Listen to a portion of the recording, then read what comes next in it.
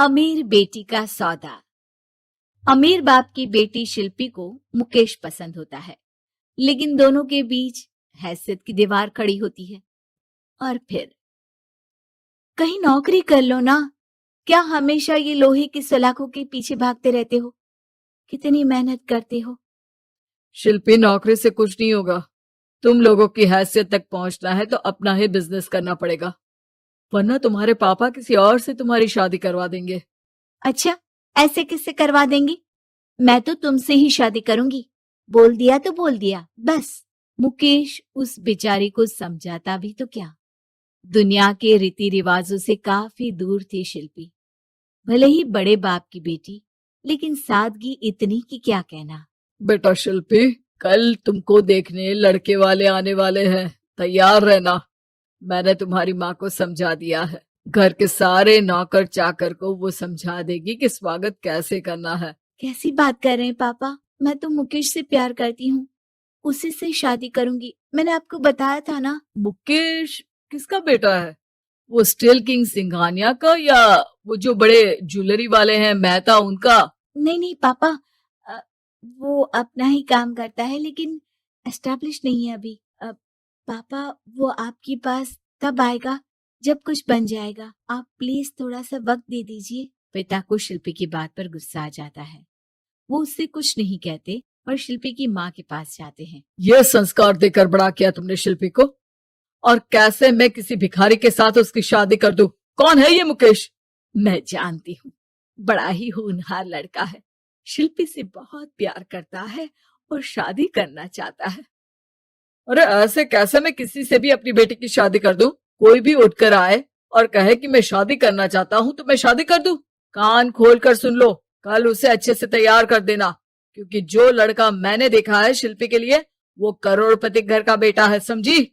लाख मना करने पर भी शिल्पी को उस लड़के से मिलवाया जाता है जो उसके पिता ने उसके लिए देखा था। देखिए, मैं किसी और से प्यार करती हूँ और उसी से शादी करूंगी।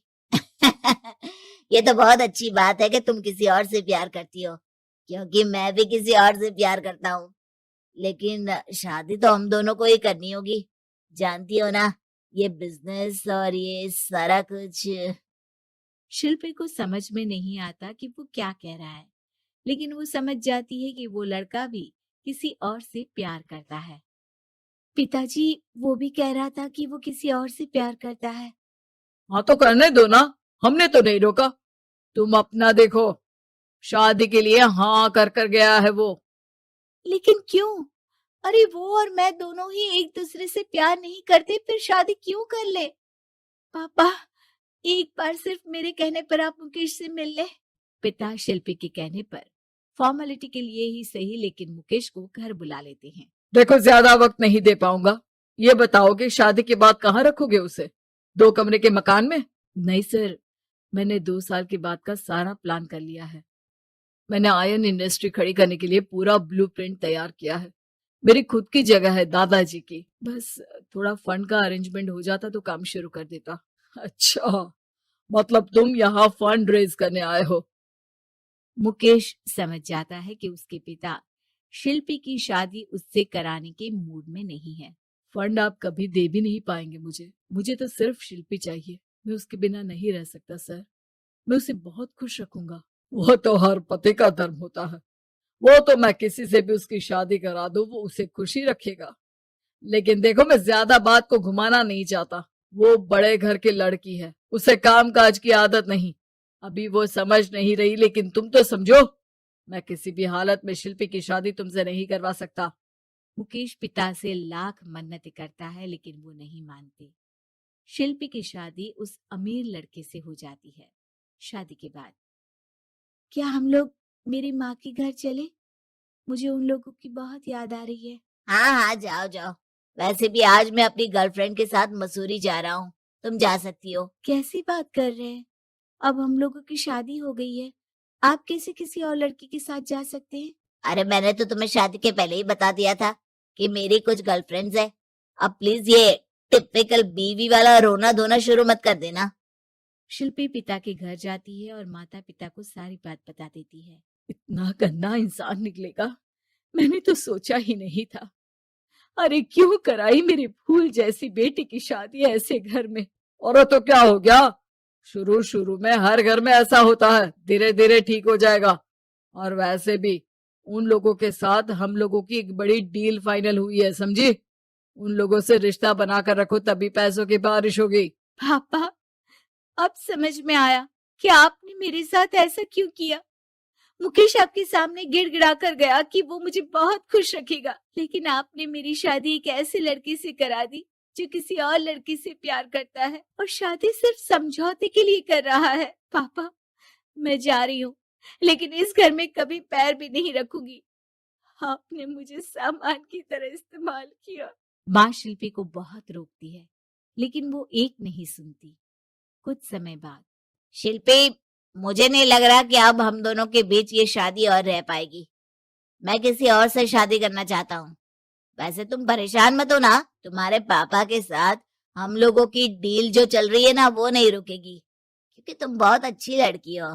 ठीक है, मैं जा रही हूँ, तलाक के पेपर में साइन करके। लेकिन एक शर्त है, मैं कहाँ गई ये बात मेरे पिता तक नहीं पहुंचनी चाहिए। शिल्पी घर छोड़कर चली जाती है। वो एक नौकरी करती है और अपना जीवन खुद संभालती है। लेकिन एक दिन, शिल्पी जी, आपसे मालिक मिलना चाहते हैं। अब मुझसे क्यों? शिल्पी मालिक के कमरे में जाती है, जहां सामने मुकेश होता है। अरे आप, आपको देखकर बहुत खुशी हुई, बहुत बड़े आदमी बन गए। थैंक्स, पर तुम्हें नौकरी करने की क्या जरूरत पड़ गई। मैंने तो सोचा भी नहीं था कि तुम मेरी शिल्पी होगी। तभी वहां शिल्पी के पिता आ जाते हैं। शिल्पी, तुम्हारे बारे में माँ से पता चला। घर चलो बेटा, मुझे माफ कर दो। मुकेश, मैं यहाँ अपनी कंपनी के काम के लिए आया हूँ।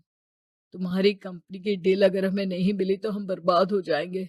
वैसे अब तुम चाहो तो शिल्पी की शादी मैं तुमसे कराने को तैयार हूँ। बस करिए पापा, ये क्या सौदा लगा रखा है आपने। जिस कंपनी से आपकी डील हो, अपनी बेटी की शादी उसी के घर करा देते हैं। शिल्पी मुकेश से माफी मांगती है और वहां से जाने लगती है कि मुकेश उसे रोक लेता है। रुको शिल्पी, ये सब कुछ तुम्हारे लिए है। ये कंपनी, ये नाम सिर्फ तुमसे शादी करने के लिए ही खड़ा किया था। मैं आज भी तुमसे बहुत प्यार करता हूँ।